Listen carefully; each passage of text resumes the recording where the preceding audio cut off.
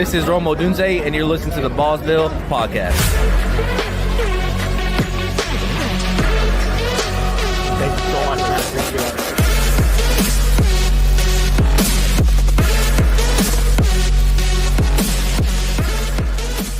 And now, your host of the Ballsville Podcast, Scott Fitzgerald. It's Friday, gotta get down on Friday.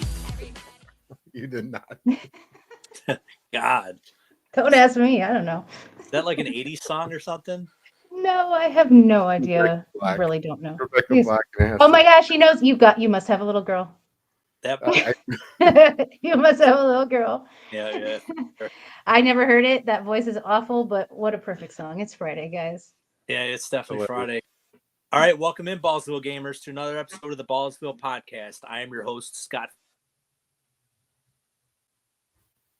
That's Scott Uh-oh. Fitzgerald. I think we lost Yes, we did. He froze on us. technical difficulties. Oh boy. All right, well, here we go. I'll roll with it. We have a big podcast tonight while we wait for Scott. We are talking about the wagering process for all four of the Ballsville games. The mini leagues are $4 entry. The big game are $6.50 entry. Our dynasty leagues, we have 16 of those.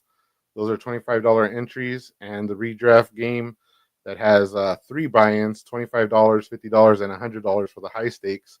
We're going to be going over all of that. So if you guys are in any of those leagues, this is going to be a pretty important episode for us today. Hey, Scott. Sorry, guys. You made it back. Yeah, I had like a glitch here. Everything comes at such a bad time sometimes. But anyways, for my intro, like I said, I'm Lutz for Sale. I am the host. This podcast is brought to you by theballsvillegame.com. Our games combine fantasy football and poker, which create big payouts with great odds. I am, as you can see, you do not see any Bills Mafia here. Sean is taking a break. He's a little burned out with all the podcasting. He's been doing a great job for us with all the podcasts with the Ballsathon and the Guillotine Pod and our flagship pod on Tuesday. So he needed a little bit of a reboot. So co-hosting in, I mean, who else would you want besides El Presidente? And he is Alejandro Hernandez. Wes Lex, what is up, Wes?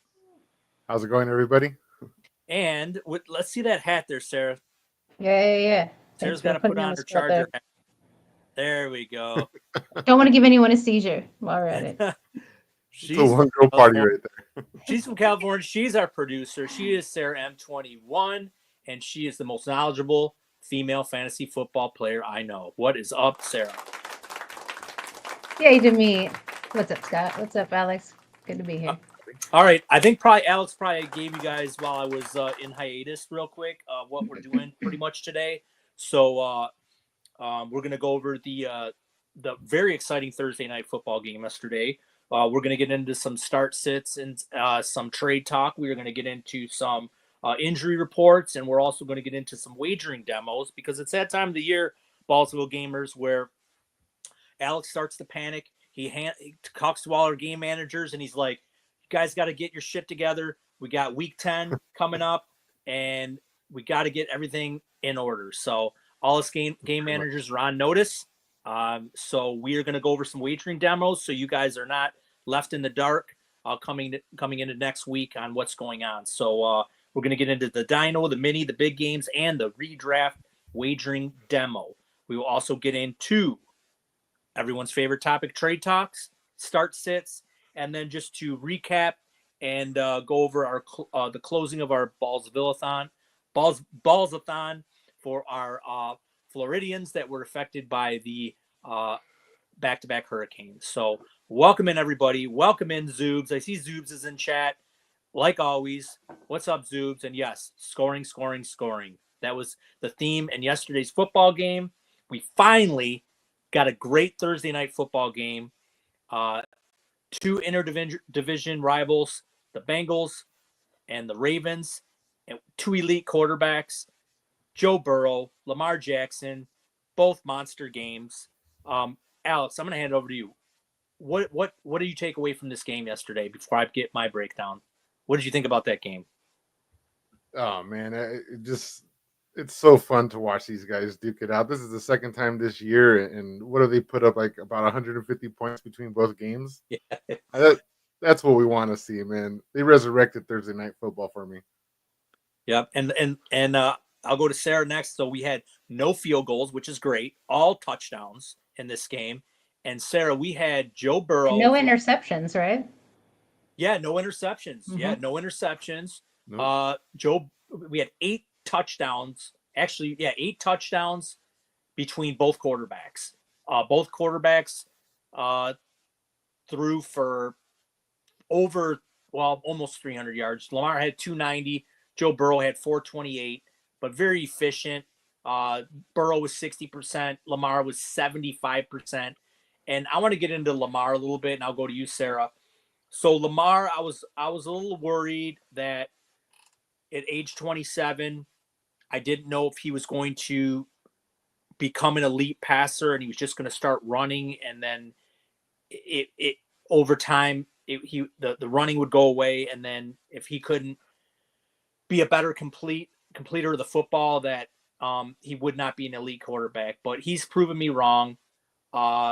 He is an elite passer, and if he can put up this stat line and only run 7 times and put up this stat line, I mean, Lamar's got to be. I don't even know if you can buy him in Dynasty. It'd be way too high, but I mean, that's what we want to see. I did. Yeah. You want to know what I bought him for? What'd you buy him for, Alex? I spent Baker Mayfield after he lost his receivers, Jalen Waddle, and the would be 103 right now. So I paid up for Lamar. Wow. Hey, I'm that makes my Josh trade not look so bad, right, Scott? Yeah, no, for sure. So yeah, so go ahead, Sarah. What do you think about these 2 elite passers? I mean, I've always loved Lamar. Even when everyone was saying he wasn't going to be a good passer, I was like, I'm pretty sure he can figure it out. The only thing I'm disappointed in is that he's not running just as much and passing it, but that's probably because of Derrick Henry being around too. So, I get it. He's got the king. But I mean, I've always loved Lamar. And so I'm really excited that he's finally playing so well. I could see his frustration in like the first half of the game when a lot of guys were like missing passes, and even in, prior games, passes just like bouncing right off of like Bateman's chest and things like that. It's got to be frustrating for him because he's got these great throws, and I get it. He's under pressure. Sometimes he overthrows and he kind of like messes up, but he was on point last night. Burrow, I was really worried about his wrist coming into the season. Obviously that's not an issue. I'm like, he's great. Burrow's awesome. I'm not running and trying to get him the way that I was Lamar earlier in the season or anything like that. But yeah, I think that this game was so fun to watch. Well, Burrow is locked in. The only thing I worry about Burrow going forward is they need to protect him. He's just getting hit way too many times.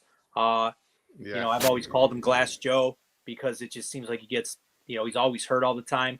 And I've always said, as long as this guy's not hurt, I'm investing in him, but they got to find a better way to protect him. And then I love the new Lamar. You go ahead and run your 5 or 6 carries a game, but keep this up, throw your 30, 35 passes a game. This is the new Lamar Jackson. And I like this Lamar Jackson. I don't need him running all over the place. He probably, he was a little banged up coming into the game. That's probably why he didn't run as much, but I like this new Lamar Jackson. Like I said, almost 76% completion percentage on 33 attempts. I mean, and he's still likely to run in a touchdown. So, it's like, yeah.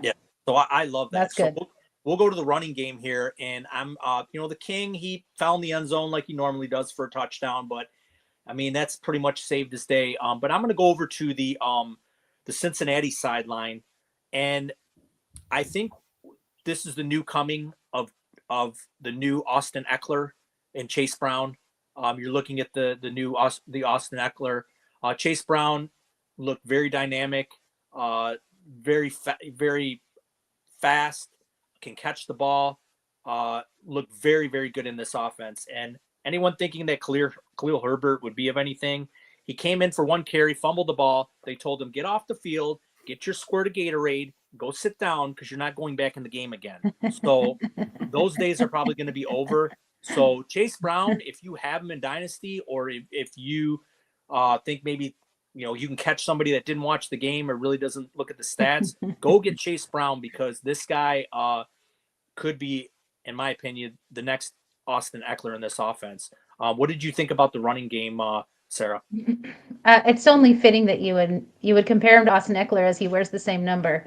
And Austin kept his 30 from the Chargers into, sorry, where's Austin? Washington. Sorry. Washington. But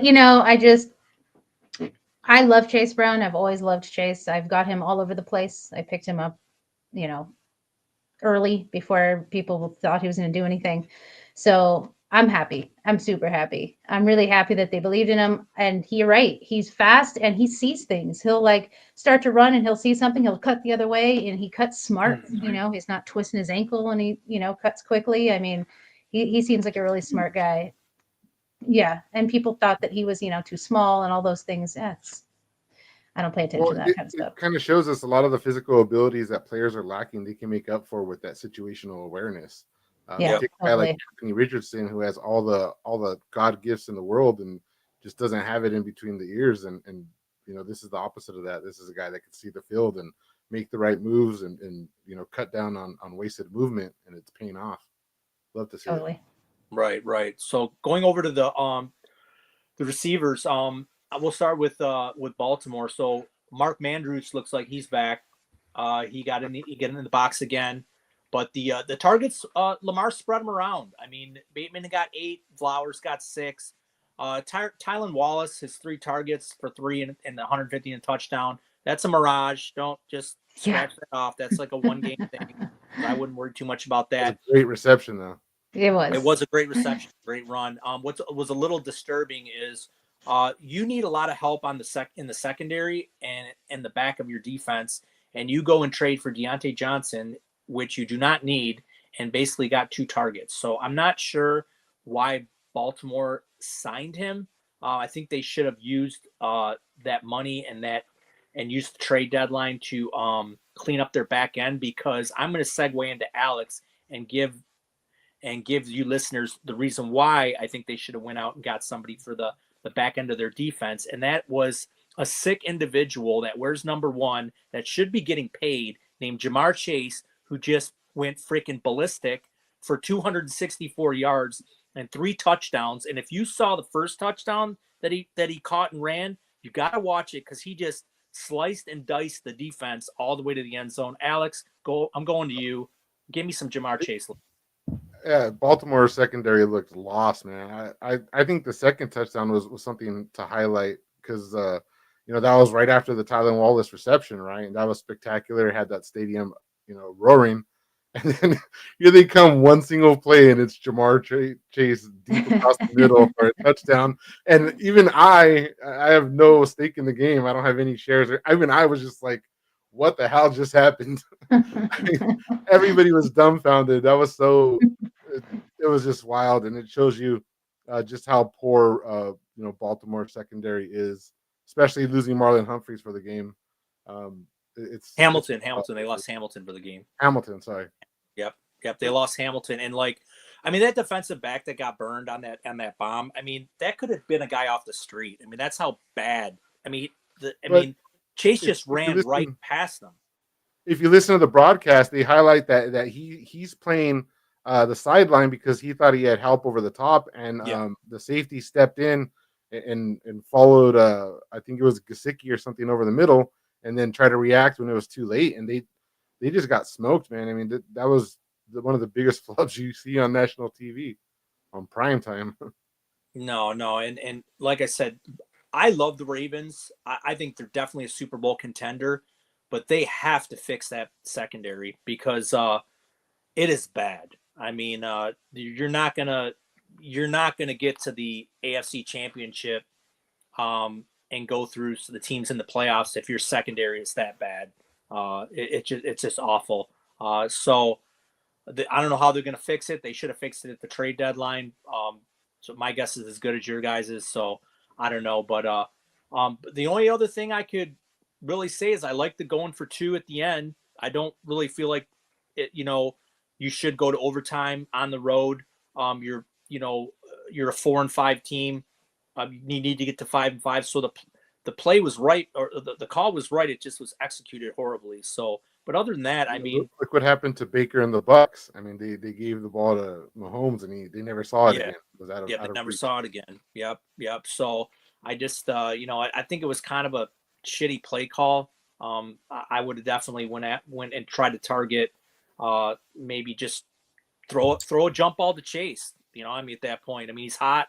There was a kind of a blown call. Gesicki did get held going across the middle that they kind of blew. They could have threw that, but regardless, they could have drew up a better play for the end like that. But other than that, though, like I said, Thursday you usually get a bunch of clunkers, and this was an awesome game.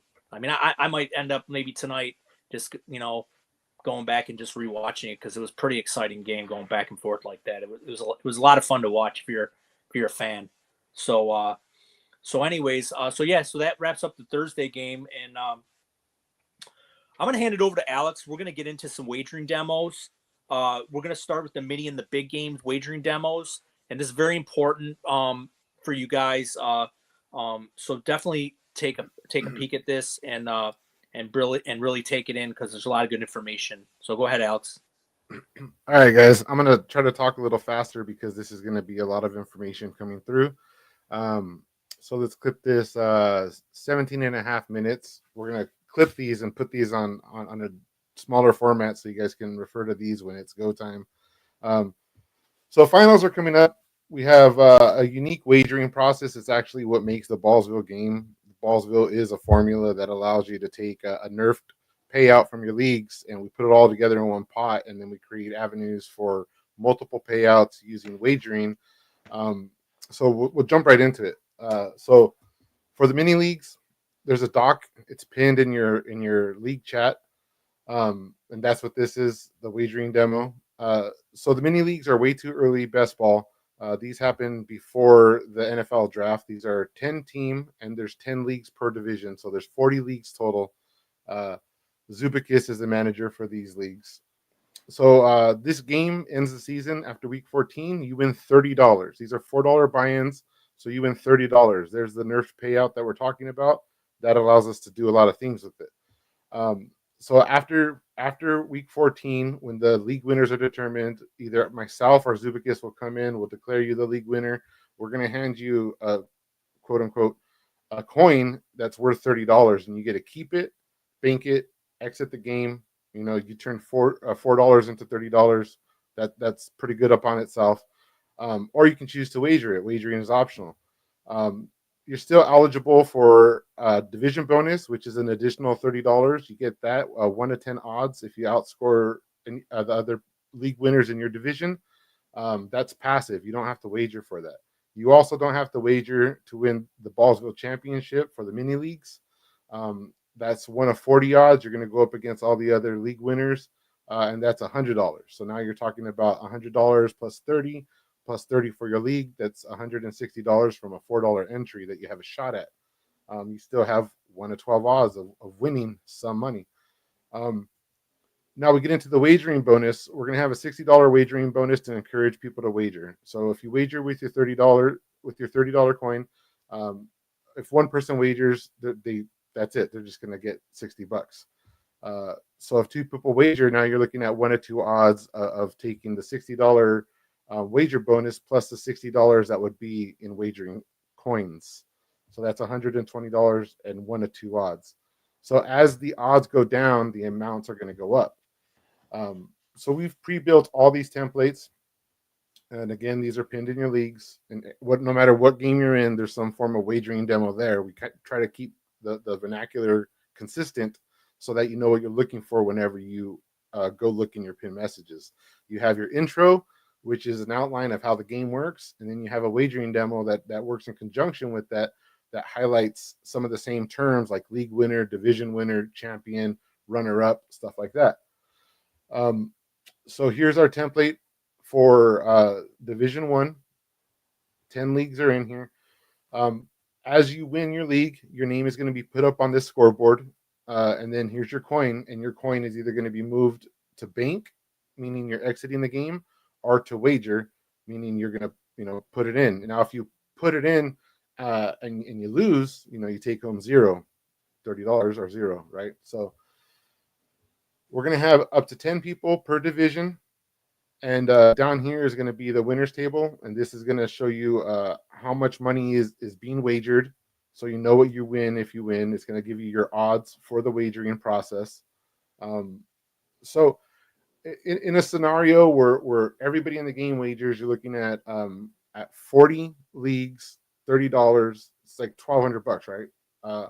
Plus the $100 for the championship, $60 for the wagering bonus, $30 for your divisional bonus. So there's tons of money available. Granted, the odds will be a little bit worse if a lot of people wager, but if we have like 10 people wager, that's a $3,000 wagering price plus a $60 wagering bonus, and your odds are 1 of 10. So that's actually pretty good, and somebody will win. Somebody will turn $4 into a big, massive, hopefully multi-$100 payout. And the best part about this game, because it's the mini leagues, we draft early, we end early. We only have a 1-week championship, and the game ends after week 15. So the whole purpose of that is that we run this game, it's over, we get out of the way, and then you just focus on your other playoffs. And that's how we operate the mini leagues. Those ones, pretty simple, pretty straightforward. Okay, so we are going to transition here. I'm trying to be cinematic here. Yep. Okay. So now we are going to The big games. here we go. The big game. All right. Yeah, the big game. Our flagship.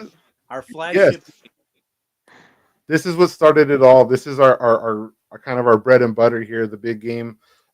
We actually have 12 divisions this year, and there's 8 leagues per divisions. People, we have 96 of these leagues. 96 leagues. So- And I'm in like 6 of them. Seems like nothing. So this game, it's similar to the mini games. That's why we grouped them together, but it is a little bit more in depth because we don't have the end early process. What we did is we took 12 divisions. There's 8 leagues per division, and there's 10 teams per league. So this one is most points after week 15. We play most points for best ball. I don't really get the matchup version of best ball. It doesn't really do it for us. So after week 15, so your managers are going to show up. I manage 4 of the divisions. Grundog manages 4 of the divisions. Sean S. Clem manages 2, and Connor manages 2 of the divisions. So we will show up. We will announce the winner. Give you a congratulations, and then we'll prompt you. Do you want to wager? So for this game, the buy-in is $6.50, and the payout is $50. So you get 2 quote unquote coins that are worth $25, and we do 2 of them because we want to encourage wagering, but we don't want everybody to have to go all in or nothing. So we want to give you the option of splitting it. So you get 2 $25 coins. You can wager half or all of it, and we put those into the main pot and the side pot. And the main pot will be the $25 tier. That'll be what determines the Ballsville champion. Contradictory to the mini leagues, you do have to wager to go for the championship in this game. There's not a passive bonus like there is in the mini leagues. We want you to wager for this. So league winners can bank or keep their 50 or split it. You're for week 16, you're actually playing only against the other 8 league winners. So you have 1 out of 8 odds of winning your division and becoming the division winner. Now there's no bonus there, but you get to collect whatever other division winners wagered. So last year I was in Division 6, I think, and there was only 1 other person that wagered. We both wagered 50. I had 1 or 2 odds and actually won my division and went into the championship round with $100. So The action here will occur in the divisional hub. If you're in our game, there's a link in your league to the divisional hub, and this is how we are accustomed to running this game. The purpose of the website is to actually eliminate the need for the hubs. So in 2025, we'll have all the action on the website exclusively. But for this year, you can catch the information on the website, and we're actually going to duplicate it and put it into the hub so that you guys can follow along there if that's what you're used to. And as always, all data is going to be visible. It's going to be constantly updated with our live scores. So the divisional hub is going to have a template that looks like this. This will also be on the website. They're actually on the website now. If you go to the scoreboards page, you'll be able to see updated scores for certain divisions. And after week 10, all scores across all Ballsville leagues will be updated. That's what we're working towards. So it'll look like this. You know, if you win your league, Division 1, League 1, you get your name up on the board. You get 2 coins. You can bank 1. You can wager 1. And just like the other game, we add them all up. We multiply them. You know, we have 25 coins. We have we have 8 coins for $25. That's going to be $200, and then that's what the division winner will pay out. So after that's all done, after the divisional round, after week 16, before week 17 kicks off, we will come to you again. I'll come to you personally this time, and I will ask you, hey, Scott, you have $250 that you won from your division. You can put up any amount against the other 12 division winners in pursuit of the championship bonuses.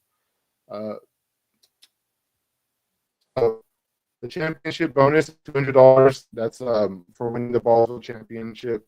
You win that, plus you win whatever you want in your division, plus you win whatever you want in the championship round. You can wager whatever you want as a division winner, and we're just going to create pots, up to 12 little pots that you guys can contend with. So if you only wager 100, you're only eligible to win 100 from other players, and then everything else goes into the side pot. And whoever wagered, 200 can win 200 from every other player, minus the 100 that you won if you're the highest scorer. So highest scorer overall is the Ballsville champ, and that is going to give you the $200 bonus here. And do we have any questions about that between you guys? No, it's pretty well laid out. Yeah, it's very clear. Okay, cool. So the main thing we want to stress is for you guys to keep your eyes on the scoreboard page of the website. That is going to look like this. The managers work hard to keep these updated. Links to the pod. Here's your scoreboards. Link to the Discord if you want to leave a comment. So your Dragons of Dynasty, we'll get to those later on in this episode. Here's your mini leagues. This is what your scoreboard is going to look like. You have little tabs down here for different divisions. We have the Nintendo, PlayStation, Xbox, and PC division because I'm a gamer nerd. And as new players take the lead, we like to put a little icon here just to indicate that, hey, we have a new player in the lead. And when it comes down to the wire, we might even kick in like a differential, like, Sarah, you're in the lead and you have a 60-point lead over second place. That way, you're kind of cementing the win, and you can get prepared to decide if you want to wager or not. Mm-hmm. And one last benefit to this process is if you're, say you're Thorell, okay, and you're looking at 1,694 points that you've scored, and you're deciding if you want to wager for the championship week or for the divisional round, you can come look at the spreadsheet and you can go, oh, look at C Sims over here. Division leader has 1,748 points. Then you make your decision on whether or not you want to wager or you want to just take your money and exit. So if you tiptoe in, you'll have an opportunity to take your money and exit. And the whole point of the way we do this is that you don't have to beat 5,000 people to win, and you can exceed your normal league payouts at the same time. And that's why Scott's always saying, fantasy football meets poker, because it really is, big payouts and great odds. That's the ball game. Awesome. All right. Well, that's some good information, and we'll go over the Dino and redraft wagering demos right after we get through our injuries and some of our players in and out for the week. I want to give a shout out to Carlos out in the chat.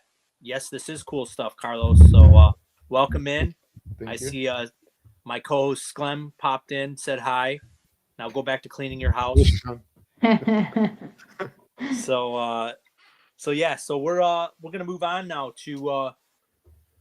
to some news and notes, and we are going to get into let's see, some guys in and out. First of all, I want to talk about Chuba's extension. So Chuba got a big 4-year extension. That's going to keep him in Carolina for 4 years. Not really sure what the Panthers are doing. They just spent some draft capital on Jonathan Brooks. I'm not very happy right now because I just invested him in Dynasty. But so if you're still a Jonathan Brooks shareholder, I still say keep him. I think he's definitely going to get some run. Obviously, maybe not a whole lot this year, but into next year. And when that contract runs out for Chuba, if he even plays the whole contract, Jonathan Brooks will still be a youthful 24, 25 years old. So it's not a killer, but we'll just have to kind of dings his dynasty value a little bit. You guys have anything on the Chuba news? Does that hurt you guys? Are you guys Chuba owners? Or are you guys Brooks owners? I mean, how do you guys feel about that news? Yeah, I have a ton of Chuba because I figure Brooks coming off a big injury and being a rookie, even if he ends up the starter at some point in time, I just don't think it's going to be this year. I kind of was always planning on having, thinking they were going to keep Chuba as the starter and maybe bring in Brooks later in the season as his like 1B, or even just the backup. So that was just always my thought. I know people have been real big on Brooks because of how he was in college and everything, but it's a big injury and he's young. And, he's never played in the NFL before. So, I mean, you got to ease him in. I think I like to take this as a learning lesson to highlight the fact that in my dynasty leagues, I don't know about your guys's, but I saw almost unanimously Jonathan Brooks was going over Brian Thomas. Yes. So I was always firmly against taking running backs above, could be star receivers. And so I kind of got lucky on that front. But I did just sell Chuba Hubbard and I sold him pretty cheap. I don't remember the trade.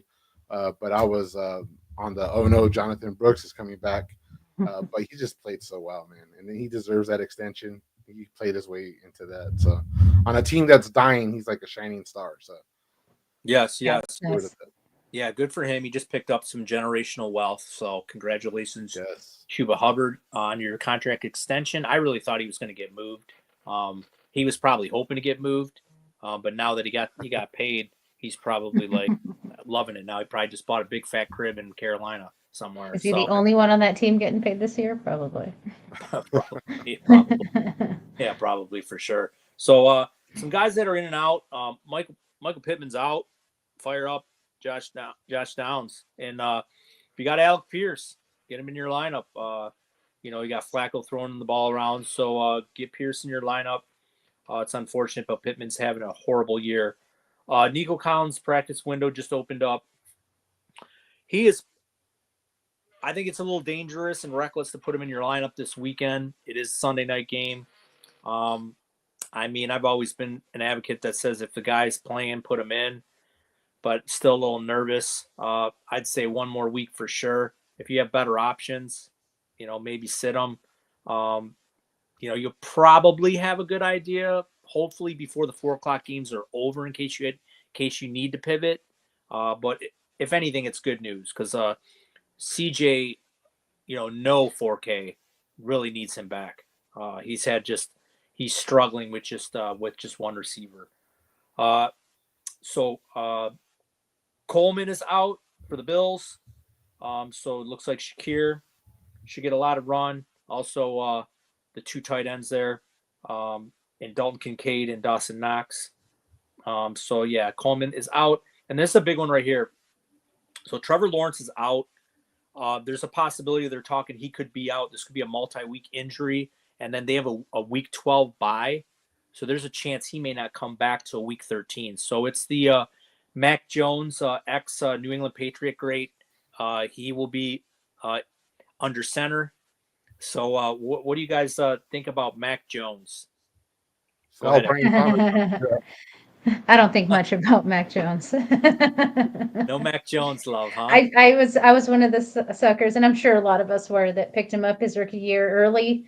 Really excited about him in New England, and now I just can't stand even hearing his name. So I mean, I have to be so. I mean, if it's a super flex spot, I'm gonna play like a fucking wide receiver or tight end over him. You know what I mean? Really? Wow, that's a bold take.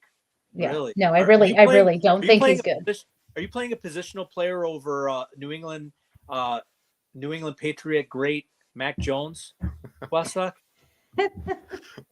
I would play a kicker over Mac Jones. If we played Okay, all right. Well, you heard He'd it from the probably score more. everyone is passing on poo-pooing on Mac Jones. Yeah, Well, I'll put Ray here's the McLeod in. question, Scott. So what sucks is that, with Christian Kirk out, we had the pass funnel for Evan Ingram and Brian Thomas Jr. How do you feel about those assets now? Who would you start over them? I would be worried Nico about. Collins or Brian Thomas? I have to start Brian Thomas because I don't know about Nico. I don't know how healthy he's going to be. Oh, I would, you know what? I still think you fire up Ingram because, like I said, a lot of underneath. Mac Jones can throw underneath. Yeah. He can throw a 15 yard. close to the line. But anything like deep, I think I would pass. So, I still wouldn't worry too much about Evan Ingram. But yeah, your Brian Thomas Jr. shares, I would start to worry a little bit until. I mean, well, like you said too, Scott. Like, I mean, I know that Mac's not a rookie, but he's not very good. So his best friend is going to be Evan Ingram. Yeah, it'll be the tight end For for sure. Okay, we'll get over Chris Olave with that nasty hit. He is out. Yeah. He comes back and then he goes out again. Yeah. It's killing me. It's been a disappointing year for Chris Olave. So I guess Tipton would be maybe somebody to kind of look at a little bit. I mean, I had him in a few lineups before. He gets a little bit of target share, but that's just a mess over there in New Orleans as far as the receiving core goes. Brian Robinson, he's out again. So looks like Austin Eckler. He's going to be getting run, which is unfortunate because I have a lot of Brian Robinson, and I'm going to have to go. Yeah, me too. Go and figure out that mess this week. Maybe they'd have put him back against Pittsburgh. Yeah, here's a big one for you, Westlex. CMC's back. Yeah. Hey, is he starting this week? Rescue my best ball teams. That's helpful. He's back in the lineup. But one thing I'm going to point out, and I said this last week, I think Garendo is the better back out of him and Mason as the backup. So I'm not saying like totally drop Mason, but if somebody gets excited with the CMC news and goes ahead and drops Garendo, I would go and pick him up because I think 100%. I don't think they're going to run McCaffrey into the ground. I think that the whether it's Mason or Garendo, they're going to get 5, 6, maybe even 7 touches a game. And if a game gets out of hand, one way or the other, I could see them putting CMC on ice and just running the Garendo or Mason out there. But I like Garendo. He's more explosive. He can catch the ball. What do you think, Alex? Do you still like Mason or Garendo? Well, so one thing to note about Garendo is he's a bigger back. So when he's running, his speed doesn't really translate on the screen because he's a big guy and he has long strides. So he doesn't look like he's running as fast as he really is, but he's got juice.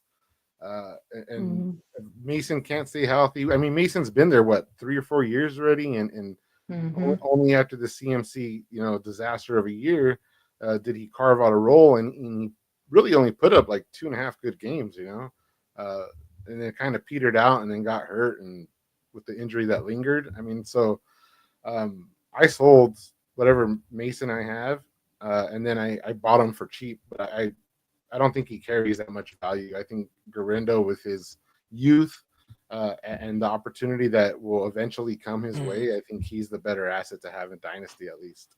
What about you, sir? You're out there on the West Coast. Yeah, me and Alex are pretty close to each other. Well, relatively close to each other out here. Actually, we're both on the north end, so we're both here with the Niners. And I feel like if you're watching teams closely, because you can go in and look at your teams every week and be like, oh, look, Jordan Mason scored me great points. He must be doing well. But if you're like able to watch the games, if you're actually able to like see it, like he's not that great. You know what I mean? Like he's like, he can't get up the middle very easily unless someone makes a huge hole for him. He's like, Yes. going around the sides. You know what I'm saying, right, Alex? It's like, going around the sides, then he can get around a lot. Like, but unless he's got like, he can't find his way on his own. He needs to have like openings, and when he gets them, great, he'll get you points. But yeah, I mean, I really feel like Garendo is the guy. Yep. So you gamers out there, if it just keep an eye on your waiver wire because with all the movement and guys that are going on IR and guys that are hurt, some people might have to, make moves and they might look at their bench and be like, oh, I got this Garendo guy, but CMC's back, so I'll put him on waivers and just go ahead and when he clears waivers, go ahead and snipe him up because I think going forward the rest of the year, and I think my two hosts on here agree that they're not going to just run McCaffrey into the ground the rest of the year. There's going to be touches available in that backfield. It is a run first offense, so they're just not going to put everything on CMC's place coming back because if they make a run for the playoffs, they're going to want this guy healthy. So go ahead and pick up Garendo if somebody carelessly drops him. All right, well then Things to note. Go ahead. Before we move on, a couple things to note with the San Francisco team. If you're watching closely, Brock Purdy is continuing to emerge, man. That guy is growing and just I feel personally like he's just getting better as he goes on with the season. And I know Ayuk's out, but he wasn't doing much besides dropping balls. I think people that invested in Juwan Jennings after he had his blow up performance earlier in this year, you're going to start getting some value coming back to you. And as a person that has a lot of Ricky Pearsall, just because he was going so late for being a first round pick, I think now's his opportunity to show us something. But as far as being a run first team, I'm not sure if that starts to shift a little if CMC isn't his old self. Yeah. Yeah, Have you guys, so that's what I was going to segue into before I now that you guys mentioned it. So are you guys hearing out there in the Bay Area that are they gonna start incorporating Ricky Pearsall at all in this offense, or have you guys heard like anything on talk radio or anything? Or are the Niners gonna? They drafted this guy very high, and now that Ayuk's gone, it's time. He's healthy, right? So let's get this guy in. Yeah, they're 100% gonna get him in more, especially with Ayuk out, not just because Ayuk is out, but like, I 100% what Alex is saying is totally right. And like the reason we were talking about start sits, and I was like, I'm gonna play Ricky is because I think they've been wanting to get him the ball for a while, and I know it sounds silly, but like the fans out here like really want to see him because of what happened to him, and they consider him like this, godlike hero out here, and they're like, yeah, The golden boy. Yeah, exactly. So, I think there's no way that I personally think he's going to have a big game this week. Well, you know what? Well, it's not going to be Ronnie Bell. I think I might put him in a DFS lineup in a tournament, stick him in there for a flyer. On the depth chart, it shows Deebo Samuel, Juwan Jennings, and it shows Pearsall backing up Juwan Jennings, and it shows Chris Conley as a left wide receiver. So I'm not sure how much I believe in that, but that's their depth chart at the moment.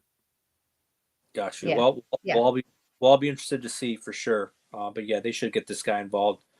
Okay, we're gonna move on to another couple wagering demo videos. The one will be the Dynasty Dragons of Dynasty, and the which will expand next year. So all you gamers that are looking to get into Dynasty, I think, Alex, do we have a list of people waiting for expansion?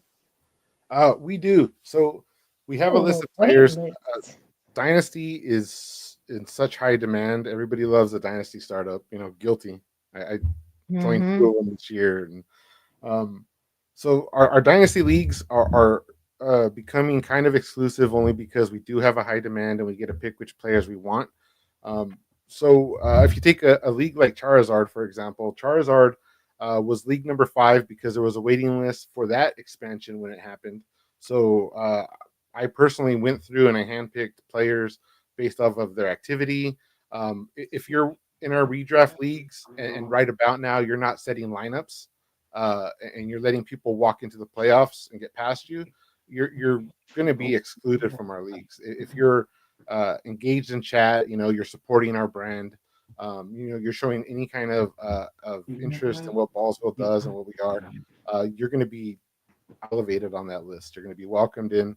Um, we want friendly people, but we don't mind trash talkers. We have some of those in redraft right now, and they would be welcome in only because they are active, they are great at the game, and most of all, they're challenging. We don't want weaker members that are going to give up the goods to people that they like and favor. We want competitive players that know how to rebuild. They know how to compete. They know how to value their players, how to value their picks. They know how to make a trade, all that stuff. So Dynasty is very important to us. All of our leagues, like last year, we only had 4 orphans out of the entire game, and those were filled up in like maybe 12 hours at most. Nice. So we take pride in that. So, you ready for the wagering demo? Yeah, sure. Yeah, I'm gonna have to get in one more next year. I mean, as much as I don't want to, I'm gonna have to get in one more. So, I'm pretty much going to drop like about 50% of my dynasties that I joined on a whim my second year playing Dynasty because I was just like excited about it. I'm going to drop like half of them and just join only like Ballsville leagues and get all Very my good. points in on it. all right, So, Alex, go ahead. One of our practices for the dynasty leagues as well is that when we have a startup, you pay this year and you pay next year. So if we have somebody that's either removed or they abandon their roster or they leave on their own accord, they forfeit the future year's dues.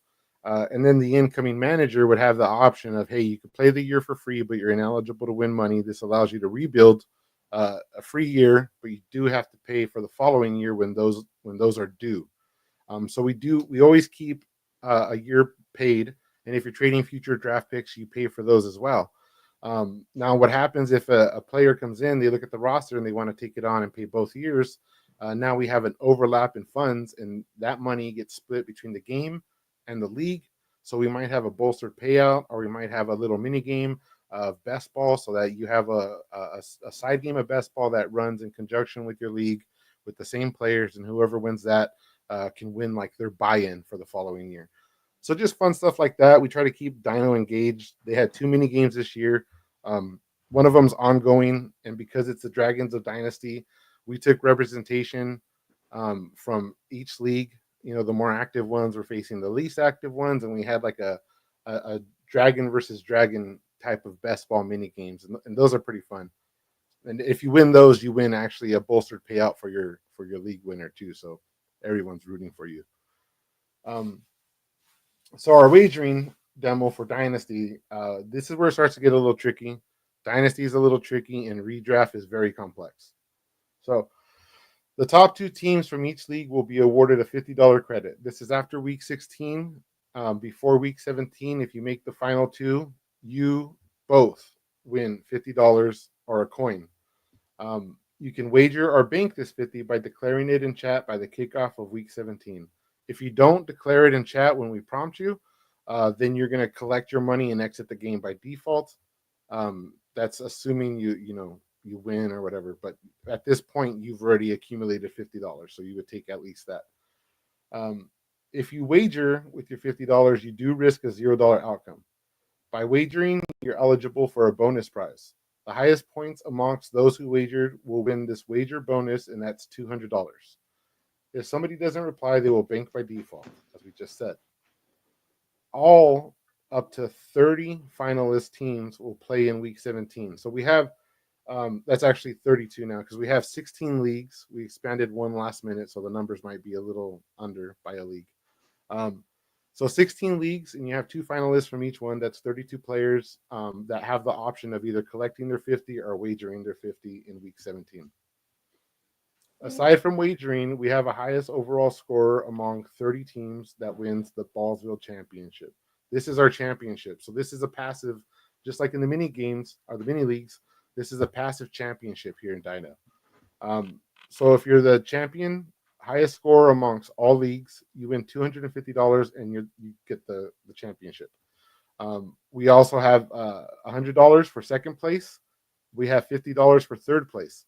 Now, these three prizes are what we call the podium. Now, this is unique to this game. This is a one-of-a-kind thing that we do.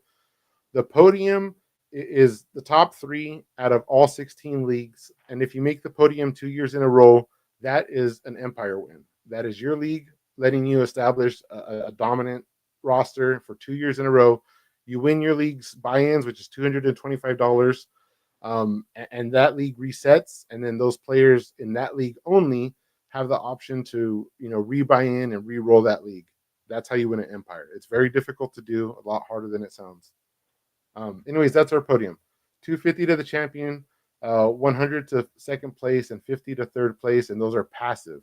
You don't have to wager for those. Now, if you make your league finals and you win $50 the coin, and you want to wager it, let me see. If you win, okay, real quick. In addition to the wagering process, in week 17, if you do outscore your opponent in your league, you also win $125, and that's your league winnings. If you score the highest points amongst those who wager, you win the wagering bonus of $200. Again, if you didn't wager, you still have a shot at the passive bonuses. If you wagered and you scored the most points in week 17, you win all wagers, the wagering bonus, the championship bonus, and obviously your league. This is up to $2,075 at this point. If you happen to win a second time, the podium, you also bank $225 for the Empire win, and that's $2,300 total, which is actually $2,400 when you add in League 16. So you're looking at a $25 annual and a $2,400 max payout. And that's what this is going to look like. 16 leagues are here. These are the Dragons of Dynasty. 2 players will get a coin, and then our managers will come and prompt you after week 16, and you can decide if you want to wager or you want to bank it. And just like the other games, we take all that and we put it all in one pot, and then that's what's going to be your wagering pot. So you have better odds if not a lot of people wager, but the pot will be a little smaller. And as that pot goes up, your odds are going to decrease, but your payout's going to increase. Every year it'll be that. It'll be a $25 buy-in and a $2,400 payout opportunity. And that's how we do. And this one's unique because week 17 is shared between your championship for your league and the Ballsville Championship. And that's the only game that has that element to it, where you're competing for multiple prizes all at once. Cool. So that's that one. Before we get into redraft, I just want to do a quick shout out. So Tyreek Hill did not practice today, which is a little concerning, but he should be in the lineup for the weekend. I think it was just more of a veterans rest today. So anyone that saw that today, don't totally freak out. He'll be in the lineup. Wrist, right? Pardon me? His wrist? Yeah, his wrist. He had some kind of wrist injury, so I wouldn't worry too much about that. He'll be out there. So now we'll get into the redraft wagering demo. Next year, this might change a little bit. I don't know how much redraft we're going to do next year, because we are going to be transitioning into the triathlon leagues, which combined all three different elements of the game: the redraft, the guillotine, and the best ball. So look out for that on our website if you want to get some more information on it at theballsvillegame.com. Go ahead, Alex. Okay, so the redraft game is it's the most complex out of all of our systems, and we have 3 stakes, so it's a percentage number as opposed to a solid monetary number, but we'll go through it anyways. So these are 12-team leagues. 4 teams make playoffs. Week 16 decides your league winners and your runner-ups. Now the runner-ups get to play, but they're not eligible to win the Ballsville Championship because they have suffered a loss in week 16. So these 2 win prizes that'll be stated below, After week 16, your league manager will prompt you if you'd like to wager or keep your winnings. Again, you don't need to remember all this, but we are getting to the point where if you look like you're projected to do well in your playoff or win your league, you do want to get yourself informed. You do want to pay attention to what we're talking about tonight. Um, League winners can enter 3 tiers of wagering with their winnings. These tiers are 25%, 50%, or 100% of what they win. A bonus prize will be waiting for each wagered tier. This is described below. The 25% tier is the main pot and determines the championship, and that goes for all stakes. Only league winners can win the championship. Runner-ups can wager all of their winnings to pursue up to 50% of the main pot. They will not be the champion, but they can win 50% of the main pot if they decide to go in. This increases the amount that's going to be in the wagering pot. All wagering is optional. You can collect your winnings and exit the game in week 16 or play the Ballsville game. So this is our intimidating chart. And I know how complex it is because I designed it. And even while designing it, I was like trying to struggle to make it, to give it some kind of clarity for other people to understand. So we'll take the high stakes, for example, because it's a nice round number. These are $100 buy-ins. Okay, we have 12 players times $100. That's $1,200 that is collected for the league. Times 10 leagues, that's a $12,000 collection from the high stakes. Now, the winner wins 8 times. You can see here that applies to all stakes. For the high stakes, you're going to win $800 in your league. So you collect that after week 16, going into week 17. The runner-up will collect $200. That's 2 times of their buy-in. And then there's $200 remaining that gets re-rolled, $2,000 after you factor that into all 10 leagues. That's what that number is. So tier 1 will be $200 wagers from, up to 10 league winners and up to 10 runner-ups. That has a $4,000 maximum that can be put into that pot. So for that first tier, the 25% wager, we're going to match that and we're going to add a $200 bonus. That's the same amount that you're wagering for that tier.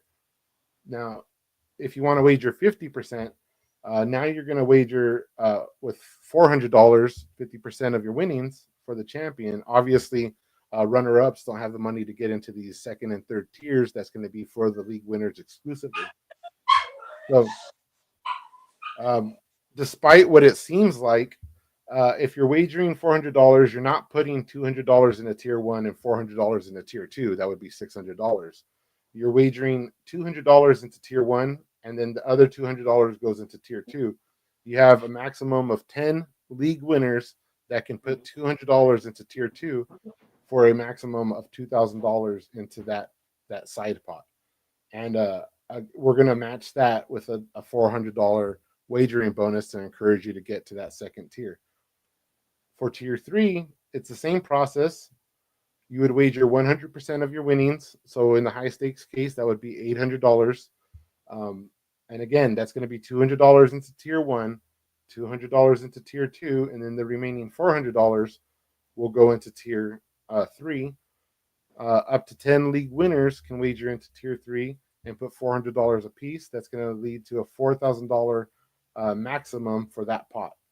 So then we have a $4,000 maximum for the first pot, a $2,000 maximum for tier 2 in that pot, a $4,000 maximum for tier 3 in that pot, and we're going to put in a wagering bonus of $800 for the tier 3.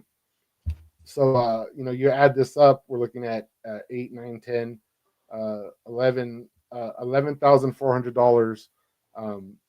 That's a maximum payout for the high stakes. So $100 buy-in, that's a pretty good payout. So what happens? A question we got is what happens if only one person decides to wager into tier 3 or tier 2?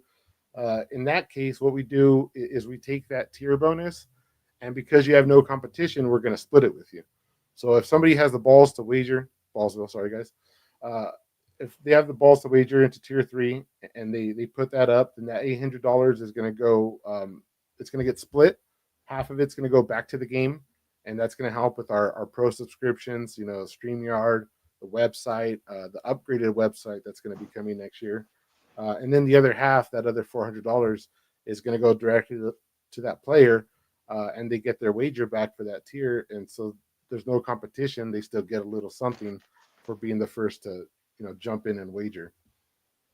And then after that, we round it all, and we do the same thing for each tier, and that's kind of our formula: 25%, 50%, 100%, and whatever that wager is that you're putting into that pot, we're just going to match it. That's how we roll. All right. Well, I know it's a lot. It's a lot to take in, a little confusing, but the game managers will be reaching out to you guys when it gets close. Give you. We're gonna send you guys something like this so you guys can visually learn it. I know I'm a visual learner. I like to look at everything, break it down. It'll be a lot easier that way. So we'll walk you guys through it so you guys aren't in the dark, because we know Alex will be on us game managers to make sure that we're there to answer questions and actually make it as easy as possible for you guys, because you guys earn it. I mean, you guys get to that point where you make the playoffs and you win or you're runner up, and you guys want to see how you can make more money. So that's what we'll be doing. So it's going to be pretty exciting. We're about halfway through, and we're gonna power right through this. So that was some great tutorials there, Alex. Well laid out. Okay, we're gonna get into everybody's favorite part of the pod on Fridays, and that's the trade talks. I know Sean's not here, or he would be screaming trade talks. Trade talks. But we have You need to clip that. yeah. I know, right? Seriously, I'll just use that. Sorry trade about the talk. dogs So, over here. so yeah, we'll get into some trades and we'll break them down, and we'll go from there. So what's the first one we got here, Sarah? Since I'll let you take this segment over. Okay, you got it. Let's do this. So first one is in low 8 Delta between El Super Bisto and El Presidente himself. Alex is here to talk about it too. El Super Bisto gets AJ Brown, and he gives Alex DeAndre Hopkins and Rome Odunze. Let's start with Scott, since he's not involved in the trade. No, and this is low Delta, so this is redraft. So I don't know. I think I kind of like this for both teams. It's a nice one. Yeah, it looks like Alex gets D Hop, who just smashed last week. He gets a little bit of Rome, who's kind of coming through, and then Super Biesto gets the elite receiver and AJ Brown. So I like this. I think it's actually a pretty even trade. I don't really consider even Odunze really in this a whole lot. I mean, I think that it's a little bit of a sweetener, but I think D Hop can match AJ Brown pound for pound the rest of the year on this. So Yeah. Alex kind of got a sweetener in this one with Rome. If anything happens to Keenan Allen and he has to and he sits the pine, or he's not playing, Rome will get some run. But D Hop looks like going forward that he's definitely going to take the Rashee Rice role. So I like it for both teams. Super Biesto gets a little bit of an upgrade with AJ Brown, but I don't really think it's that big of an upgrade. Like I said, I think Hopkins the rest of the year, if he's going to play like this and get targeted like he is, pound for pound, him and AJ are going to be side by side the rest of the year. What do you think? We're not going to go to. I mean, I know, right? No, let's go to Alex because I want to see how this trade. Yeah, panned who out. initiated So, it? How did it work out? Well, all right, so I wrestled with this trade before the week began, because in my flex this week, I have Metcalf and Rashee Rice that I drafted in this. Obviously, Rice is a non-factor, and Metcalf has been out of the lineup far too often. And then AJ Brown has been out of my lineup because he's been dealing with injury. So this week, I actually played El Super Biesto, and I wanted to send this trade before the week, which would have won me the week. I lost by 5 points because I started I started Evan Ingram as my tight end, Jatavion Sanders in my flex, and my second flex was Zach Ertz. So I had three three tight ends. Wow. Yeah, I should have been D. This was just me cashing out my chips, taking my dollar in AJ Brown and getting 50-cent pieces back. So I kind of needed to make the move, and It was nice. a little It's bit late, but a really good trade. I really like it. I feel like I actually lean towards Alex's side a little bit because I like the upside in Rome's future. And even though AJ Brown and D Hop might be like side by side in numbers, I do think that D Hop won't have to share as much as AJ Brown will with Devontae Smith. So I'd kind of like it, but it's really great for both ends. It's a good trade. No, I think it's dealing with injuries. I think he's got an injury that's lingering.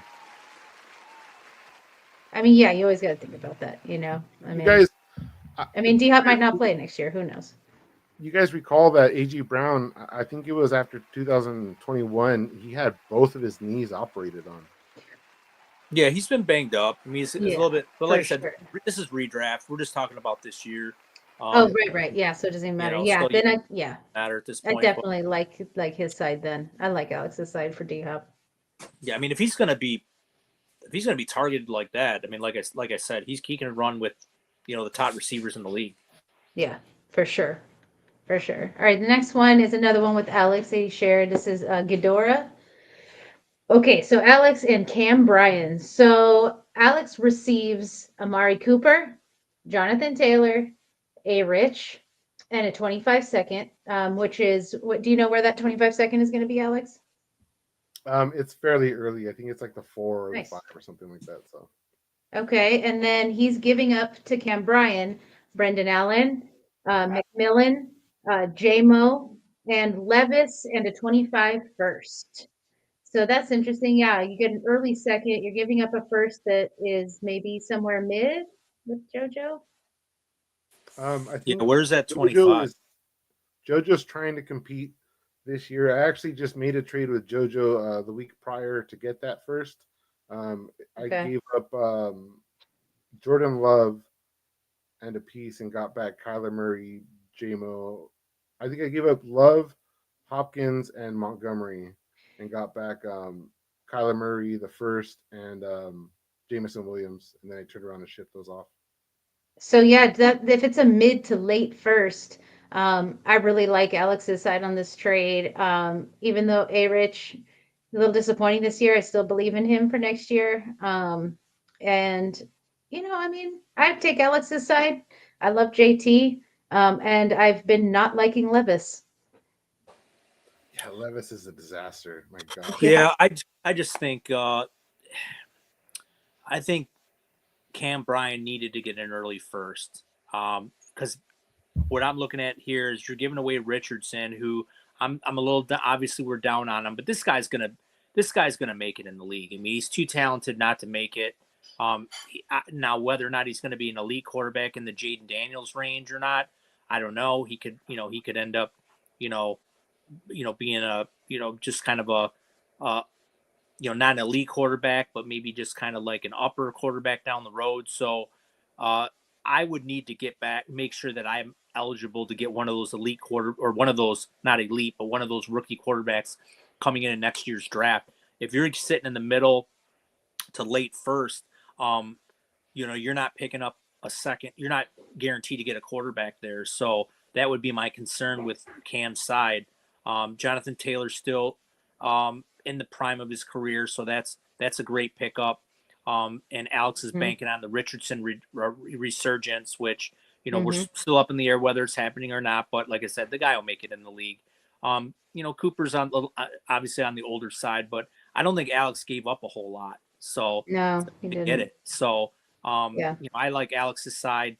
If I was speaking to Cam right now, I'd been like, why'd you let Alex off the hook? You should have forced his hand and said, look, I want an early first. Or not give up the second, right? And just take the first. Yeah, or not give up the second.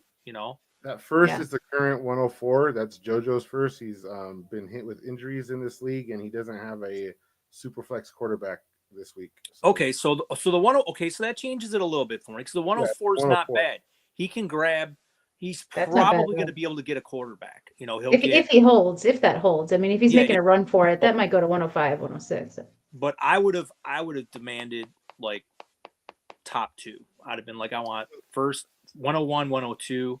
Or It's I'm not giving. 203. And I think it falls on the shoulders of Jamison Williams and Jalen McMillan. If those two end up having steady NFL careers, a year from now when Cooper's timed out and Taylor's a little bit older, if Anthony Richardson doesn't pan out, I think it could go the other way. I think it could be, Yeah, I think McMillan and Williams will be future like complementary pieces. I don't think they'll ever be alphas. So, but yeah, I just think that Cam could have got just a tad more, but either take away the second or try to get, the 101, 102, and you can guarantee Sanders or Cam Ward. Yeah, for sure. For sure. It was close though. It was close, but just a little tipped there. All right, so here next one is in low 1 alpha. We've got JoJo and Tweezer024. JoJo is receiving Pacheco and he's sending off Olave. So we've got 2 injured young gentlemen here. Alex, what do you think about this trade? Oh man, I have one receiver injury and then Pacheco who's coming back from injury. I haven't heard any word about Pacheco. He's got a couple more weeks. Yeah, I think he's got a couple more weeks, and when he does come back, I mean, Kareem Hunt, he's not really racking up the YPC, but he's had some moments where he looks pretty decent. They trust him at the goal line. He's not coughing up the ball. He's doing what they want him to do, and I think as long as they keep winning, there's not going to be a rush to get Pacheco back. Who knows how many games you're going to get before they, clear him to play and get him ready for the playoffs. Right, because this is redraft, right? Yeah, totally. Draft. Yep. Well, it looks like Brian Martinez is in the chat. What's up, Brian? It looks like is this your That's my buddy. Brian's my buddy. One of his trades is coming up later too. Hey. All right, yeah. Looking at its redraft, I'm going to take the Olave side. Like I said, we still don't know about Pacheco. Right. He's still a couple weeks out, and then how's that workload going to look between him and Kareem Hunt? I still think it's going to be somewhere around like the maybe 80-20 split Pacheco's side. But I mean, Olave, when he comes back from this injury, that receiving core is so beat up. They're going to have to Carr's going to have to force him the ball. So yeah, I'll take the Olave side. Quick question for you guys. Do you think that when Pacheco comes back, Kareem Hunt is going to take on that pass catch role that McKinnon had and just take a lot of touchdowns away from Pacheco? I don't think he's going to take the touchdowns away. I think he'll take some of the pass work away. Like I said, I look at it as like an 80-20 split. I don't know if Kareem Hunt's ever really been that pass catching running back though. He was a little bit behind Nick Chubb in Cleveland. I suppose so. I mean, they like Kareem Hunt. They like him a lot. It's just, Pacheco is just more of a pounder and he'll be at the goal line. And, but yeah, they may just coming off, that was a pretty bad injury that Pacheco has. So I think they would limit him a little bit and make sure he's fresh for the playoffs. And I could see when the playoffs come that that Hunt doesn't even see the field. And it just Pacheco all the way once the playoffs. Pacheco's the better runner by far. Yeah. He's the better runner. For sure. All right. We had him pegged to be like one of our, like Zubikis had him as a top 5 running back. I didn't have him so high. I had him around like the 8 to 9 mark. But I really believe without the injury that he would be right up there as an RB1, even middle RB1. Yeah, no, absolutely. The injury was killer. Sounds like it's official. Tweezer got a little bit on the edge here with Olave, a little bit more upside. High five. That's coincidence, right? Yeah, high five. High five. So Grizz Tony receives Cooper Cup, and in turn, he gives up Trevor Lawrence and Shepard, who is obviously showing that he might be someone that Baker likes to throw to quite a bit. And Trevor Lawrence, who's now injured, of course, but you think he's going to be out for just a week? I think he's going to be a little bit longer with that injury. I think it's going to be after back. So that's something to take into consideration then, because this is obviously redraft. This was before the injury news. Yeah, this was definitely. It was okay. Yeah, so this is just to give some context of this trade. So I run the high stakes. This was done before the Lawrence news. Grizz Tony had 4 elite quarterbacks. He drafted very smartly in a super flex. I think he ended up getting one of those quarterbacks off of the waiver. I can't remember who it was, but so he was willing to trade one of the quarterbacks, and Cash really needed a quarterback. He didn't have a super flex quarterback with injuries, so he had to make the move, and now he's probably sick to his stomach. So, I mean, it's easy to say now that obviously Grizz Tony won the trade, but if Lawrence wouldn't have been hurt, I think, looking at Cash's roster, he had to make this move. Yeah. Yeah. And it's not like that awful of a trade. I mean, if T-Law was playing a little bit better, he probably just could have done a straight Cooper Kupp T-Law trade. But I mean, yeah, I'm obviously going to side with Grizz Tony here if he's got enough quarterbacks to do it. But, when you're in dire need, I mean, T-Law might, pick it up for him. But I mean, if he needed him this week, then that sucks. So I do the same thing, and I know Scott, you do too. Where once you get your starting roster, it's always on my agenda to hoard quarterbacks because they're such valuable trade targets right about this time. Hopefully a little bit sooner in the year before the middle of the season. But I think this trade happened, before this week and before the injury news and all that stuff. But it's right about the time where people start, getting quarterback needy, and that's how you go and you acquire your better players for your playoff run. So I don't know what Grizz's roster looks like now, but adding Cooper Kupp is going to benefit him greatly. It's so funny because great minds think alike. I mean, me and Alex are on the same page when it comes to, and that's why when I draft in a super flex, I draft quarterbacks early. I try to get 3 elite guys or 3 really good starters. And then once my bye weeks are over, then I'm willing to unload one and try to find either I need a running back or receiver or even build up one of my flex spots. And that's where I trade away one of my quarterbacks that I don't need. Now it is a risk because if one of my starters goes down, then I'm screwed.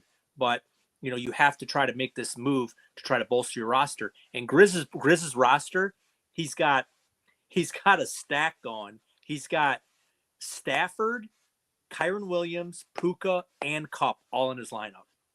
Wow. So he's just riding the Rams. Let's hope they held up for him. Yeah. What their schedule looks like. Yeah, but no, his roster is very good. He's in first place, I think, in that Nice. in that league. So he's dominating. Yeah, he's just solidifying it there. Nice, good job, Grizz Tony. All right, next up, Low Ford Delta. Oh, shoot, do we just go the same one? Sorry, I went the wrong way here. There we go. High six. All right, we got Cash again. This time he receives Joe Flacco. Probably is this because of the T-Law? This was after T-Law was going to be hurt, so he had to trade again.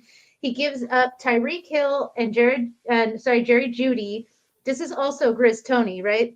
No, that's not Tyreek. It's Tyson. I'm sorry, Taysom. I don't know why I said Tyreek. Taysom, and this is Grizz Tony again in high six, right? So this is actually a different league. Because Grizz Tony put a note in, which is why I wrote this, and says this trade gave him one of the best stacks in the NFL. I think he meant the other trade though. Yeah. Right? Yeah, because he put this in Rams. after this one popped up on the thing. That's the Rams. The wrong one. Yeah. Okay, so ignore that, because I was like, who the hell is he talking about? So he gave up Joe Flacco in high six, and he got Taysom Hill and Jerry Jeudy. What do you guys think about that? Like I said again, Cash is he just got screwed, so he has to make another move. So I mean, it's and Cash is, I think, in that league, he's like, I think 4th or 5th, so he's fighting for a playoff spot, so he's gotta make a move. So in both leagues, he needed quarterbacks. He ended up short. Yeah. So what do you think about this in particular? Giving up Taysom and Jeudy, do you think that's a pretty fair trade? You think it's a big loss? I always favor towards the quarterback just because it's so important, that super flex position.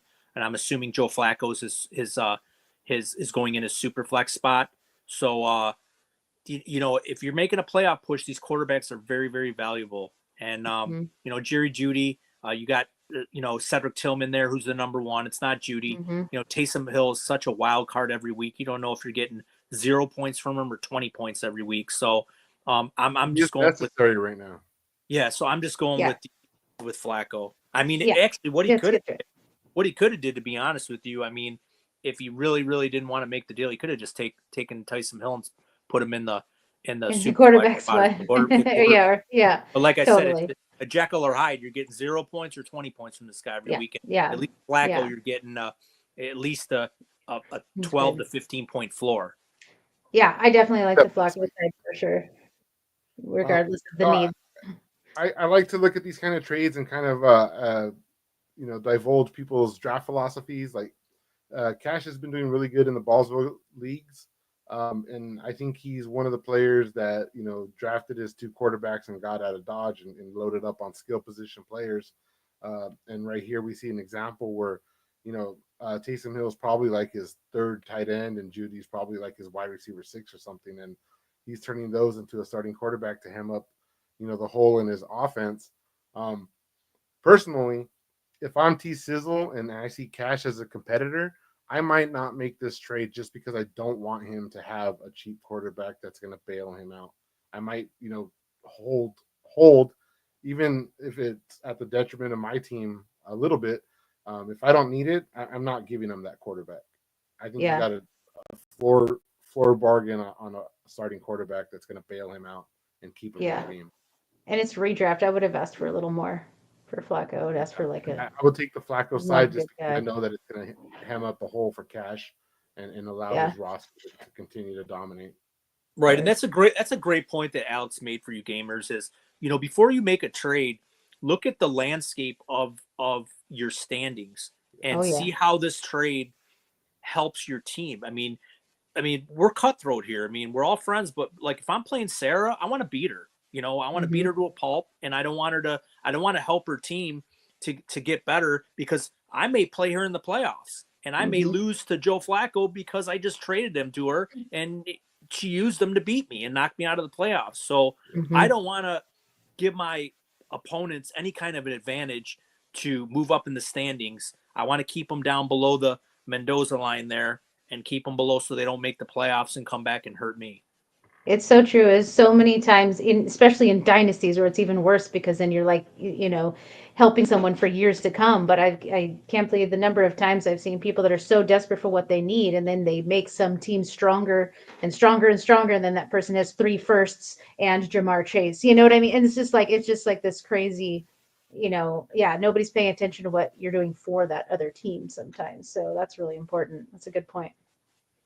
Well, before we move off the subject, I'm going to share a little trade secret with you guys because I'm pretty successful. Last year I had I think 11 teams and 9 of them made playoffs. I won a couple chips.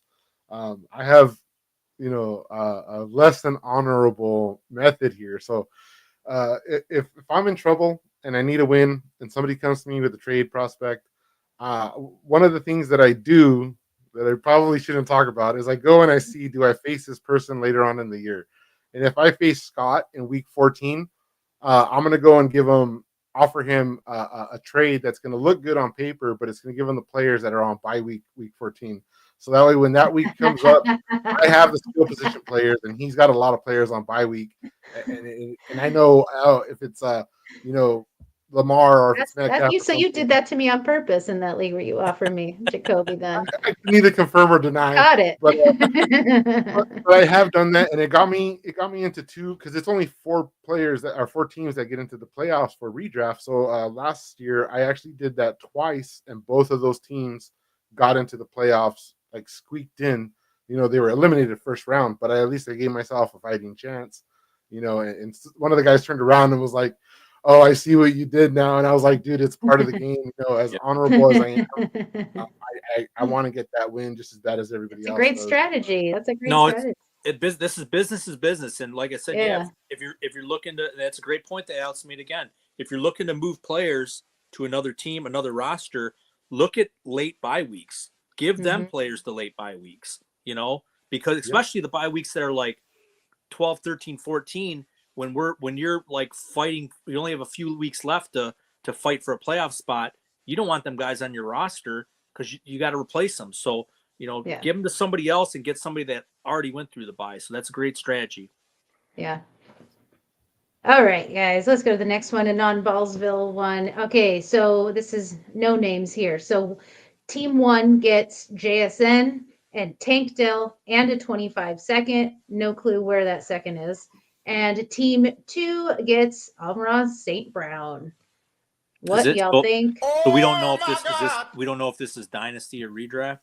It must be Well, Dynasty if there's a pick in the Oh, mix. I didn't see that. I'm sorry. Yeah, we just don't know where that pick is. Okay, I got you. I don't think that's enough for St. Brown personally. I mean, it's close. We're getting there. I mean, at a first and not Tank Dell, you know what I mean? But like, I don't think that's enough for St. Brown. What do you guys think? I mean, I like JSN a lot. I'm trying to acquire him everywhere in Dynasty. I think once Lockett's gone next year, I mean, he's already proven he's a target hog and he's going to Sure, he's great. really good.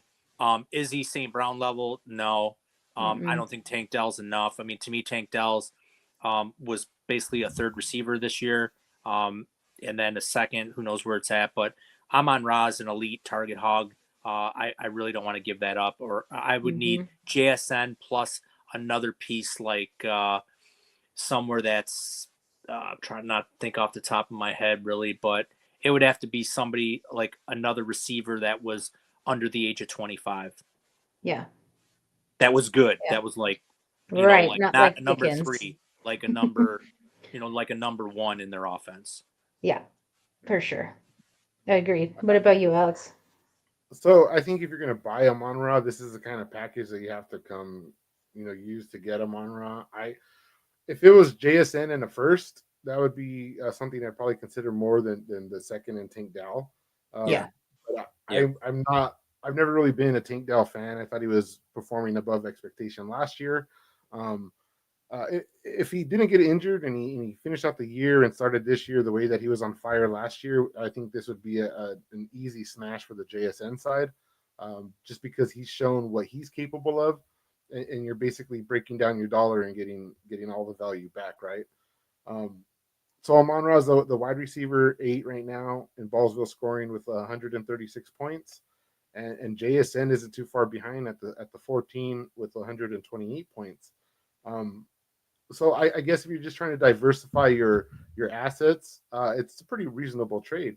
We don't know how it's going to pan out, but I think if you're selling a Monra and you need an additional asset, this is the way to do it. So I don't mind it for either side. I would rather take the Monra side just because he's the better start in that position.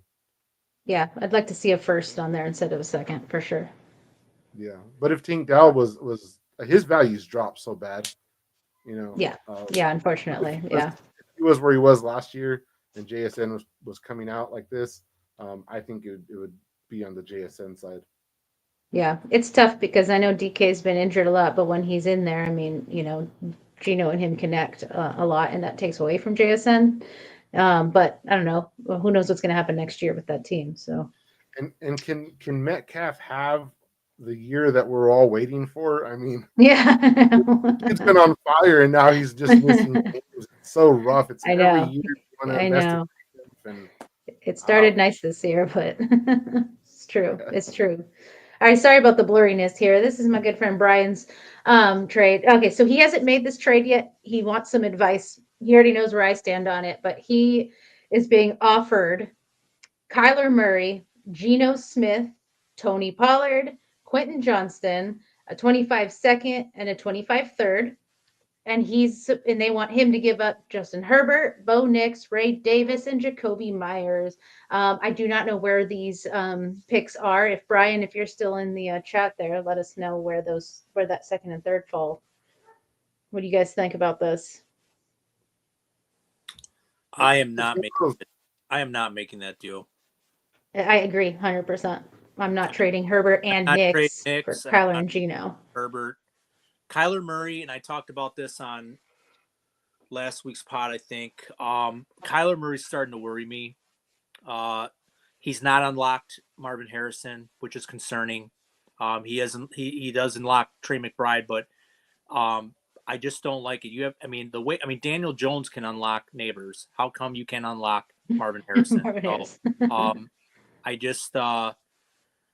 don't like it. I think fantasy Chad is trying to just think like I am, he's trying to unload Murray and be like, you know what, I'm done with this guy. I'm going to get, Gino's got. I like Gino. He's probably got a couple more years left, but he wants to bring in Herbert, who's looks like he's learning, adapting to the Harbaugh offense. Bo Nix has been outstanding. I mean, no one's talking about really Bo Nix that much, and he's doing really, really well. And then I love Ray Davis. I mean, Ray Davis is a really good back. And Jacoby Myers is he's solid. He's solid. He's still young. So, yeah, he's giving you a bunch of fluff right here in Tony Pollard and No Hands Johnson and a few unknown draft picks. But I'm not doing it. And that's I'm going to keep what you have and build from there. Yeah. Yep. 100%. What do you think, Alex? I say if you take Kyler Murray in the second, it might equal Justin Herbert. I think Herbert's the best asset in this. I think Quentin Johnson, Ray Davis. I mean, Quentin Johnson's performing way above expectations. Ray Davis as a running back doesn't carry as much value. I like Myers over Quentin Johnson, despite how well he's been performing. So if you take Bo Nix and Ray Davis for Geno Smith, Tony Pollard in a third, I would take the Bo Nix side in a year. Geno's falling off now, man. I mean, he's passing so much, and there's some throws where he looks like he just doesn't have it anymore. And Bo Nix is emerging as a dual threat. He's solid, and he's only going to get better as a young rookie. So I would take the Herbert side. The picks don't really do much for me, even if they're early picks. They're not going to compensate for the value you're losing at the other spots. Yep. Yeah, for sure. He says, and he's in second place right now. If you see it says on the side there, he's got no picks because he traded them all for this win now team. My advice is if you want picks, trade older guys and get some picks, but keep these guys. These guys are solid. I might try to trade Ray Davis for picks if you're hungry for picks, because his value is at a point right now where it could probably go up a little, but it could definitely go down a lot. He's taken away from James Cook, and we know James Cook can perform. So he said he just got Kupp and Adams back without by now 6-3. So he just got Kupp. He's got Kupp and he has Adams. So he's a contending team, correct? Nice. I like he's in that. second place. Yeah. Yeah. So you use those pieces to win your championship, and then if you sell Adams and Kupp, and then go ahead and dump Kupp and Adams for. You're not going to get a lot for them, but if you're in a run right now, you need those two guys. But yeah, I'm not giving up Herbert and Nix. Murray's been very underwhelming compared to what the fantasy community thought he was going to be. I mean, a lot of people are thinking he's going to be a top 3, top 4 quarterback, and he's just not.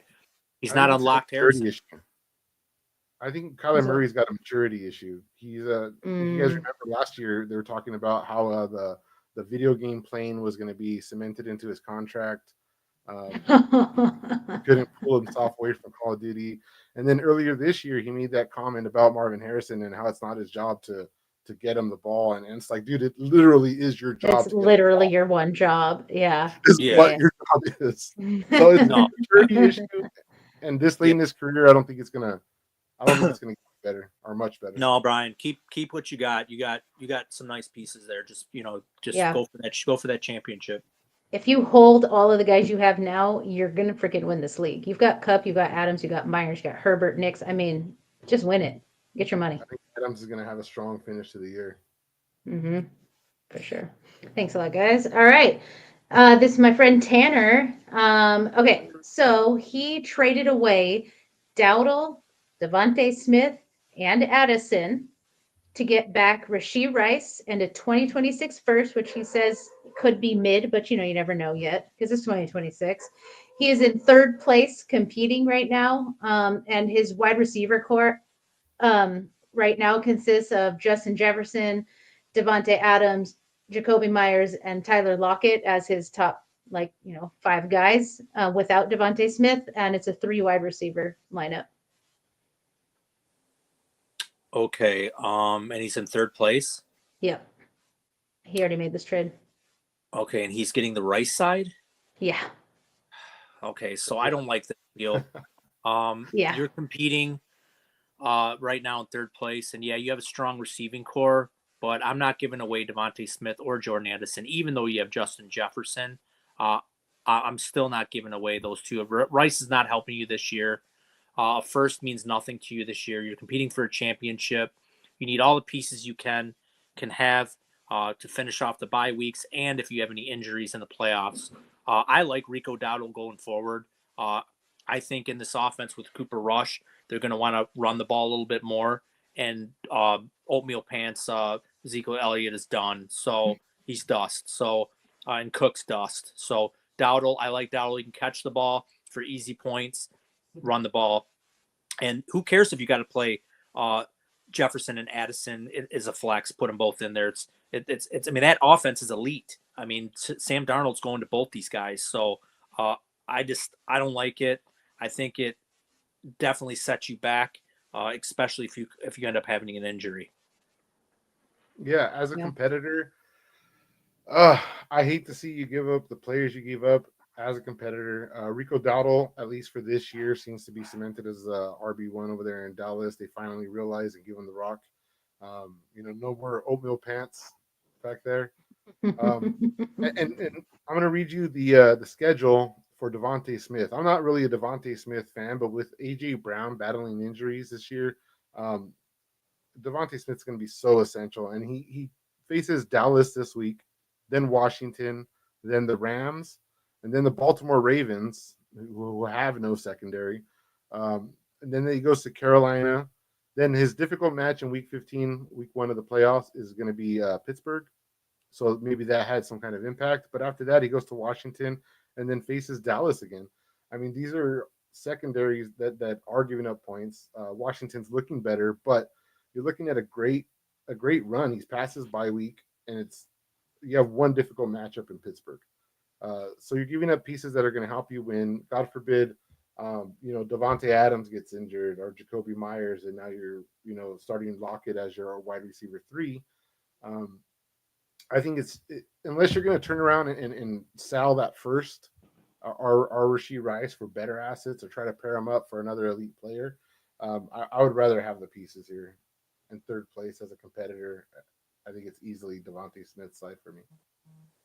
Yeah, unfortunately, I agree. I don't think he got enough. And yeah, Devontae Smith is the main focus for me in this one as far as what not to give up, because of what he can still do in his age and keeping him like I'd be perfectly fine with having Devontae. I mean, I love Rashee Rice, don't get me wrong, but I mean, if you have Devontae already, you're set.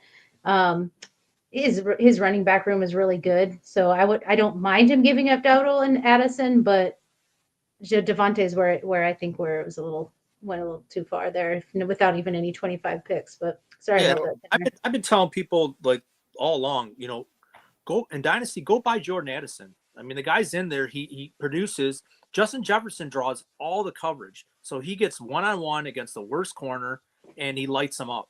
So he's 22 years old, 23, still young. He'd be a number 1 on any other team, just like Devontae Smith would be a number 1 on any other team. So and Devontae Smith is still in his prime. So I just don't like it. And plus you're competing. I mean, I wish we would have be able to break this down before you made this trade. Maybe you would not have made it. And I think for sure the schedule's pretty clear too. That's it for trades. Right. Everything else is start sits, but do you want to get into that or you have anything in between? No, but we're getting up against time. So yeah, let's roll through the start sits, break down a little bit of the ballsathon. Or is there anything else, Alex? Yeah, no, let's do start sits real quick, and then we're gonna tease next week. We're gonna have scoring reports game wide after week 10. We're gonna update scores for all 176 Ballsville leagues. And yeah, we want to wrap up, talk about the Ballsathon and tell you how you guys can make a last minute donation to get entered into a raffle for up to 11 free Ballsville entries for 2025. Yeah. All right. Cool. Well, let's rip through these start sits real quick, and I'll go over. I just brought up my tools page. It's my ultimate matching tool on the ballsvillegame.com. You can go on there for all your needs. We got the tools on here for your redraft. We have we have all our DFS stuff on there, our prop betting, which we're killing it this year. So definitely go on the ballsvillegame.com and check out our tools section. You'll be surprised how much information we have on there. And scroll all the way down the page. There's like probably 10 or 12 tools that you guys can use. So use that whole page, and it's updated every week. So we will roll through these real quick. Yeah. And it's only free this year, so get on it. yeah, it's only free this year. Next year, we'll take a few shekels from you guys because we put a lot of work into this stuff. So, All right, first one up. Zach Ertz, Ricky Pearsall. We talked about this. Go to Zach Ertz. He's number 11 on the matchup tool against Pittsburgh. And then we got Ricky Pearsall. He is number 4 on their wide receiving core is number 4. So what I would say is if you're looking for floor, Zach Ertz. If you need to like really kill your opponent, let's say you just saw Joe Burrow and Jamar Chase lay a big number on you, and you need some upside, then go with Ricky. Yeah, what do you guys think? Totally. Yeah, I agree with that. I really think Ricky will have a good game, but that doesn't mean anything. He could still have an 8-point game. So exactly what you said, floor Ertz, and if you just need, you're like put it all on the wall. Let's go. Let's get it, Ricky. Okay, let's move on. Aaron Jones. He is matchup number 4 this week. Playing at Jacksonville, is beat up. No Trevor Lawrence. And then you have Ladd. He's a good lad, McConkey. He is in. Sarah's guy. He has the number 27 matchup. So that is not very good. Even though it's against Tennessee, they have a very good secondary. So I'm going with Aaron Jones all day on this. Okay. What about you, Alex? You like that Aaron Jones over Ladd? Yeah, I don't like Ladd. Even if they're at home against Tennessee, they want to run the ball. And the Titans, I mean, Levis is going to be under center. Who knows if they could put up any points to compete and force Herbert. Harbaugh is going to run the ball if he can, and I think this is going to be a matchup where they can. So I would just go Aaron Jones by default. He's getting all the work over there. All right. Next up, we got Baker, the candlestick maker, coming in. He is matchup number 17 versus San Francisco at home. And we got Sarah's man crush, Justin Herbert. He is the number 14 matchup. So that is pretty darn close. I'm going to go to Sarah. Sue, who are you going to play? And don't tell me Justin Herbert. Just because You know what? I'm not going to lie. I'm the one that put this up. I've got a decision to make between these two in one of my leagues. I'm leaning towards Baker, but it's because they're up against Tennessee. I'm like, and I'm like, no, you're right. Harbaugh's going to run the ball. They're at home. Tennessee might not put up any points. Herbert might barely throw this week. Okay, so San Francisco's defense is only tough by name and reputation. Right. Their actual defense, it's so porous. And Tre'Davious Ward's going to be out. I mean, God bless what happened with this kid and stuff. That's sad news. But they're going to be without him. And Baker just, for what it's worth, I know it was a last-minute touchdown, but 22 points against a very tough Kansas City defense without his weapons. I would go Baker here. Yep. And what I usually do when they're real close, I go right to what Vegas tells me. And so the Chargers and Tennessee, it's -7.5. 38-point over-under, which is awful on an implied team total of 22.5, where you got Tampa Bay at San Francisco. It's a 5.5 spread. It's a little tighter, but this over-under is 50.5 and 22.5 team total, which is the same as the Chargers. But I love Baker. Baker's had a monster year. He's one of the league leaders in quarterback efficiency, touchdowns, yards. So I'm going with Baker on this one. Right. We got Dowdle and Chuba. Mm-hmm. So we've already talked a little bit about Dowdle, and Dowdle plays Philly, so that's a tough matchup. It's 26 on the matchup tool.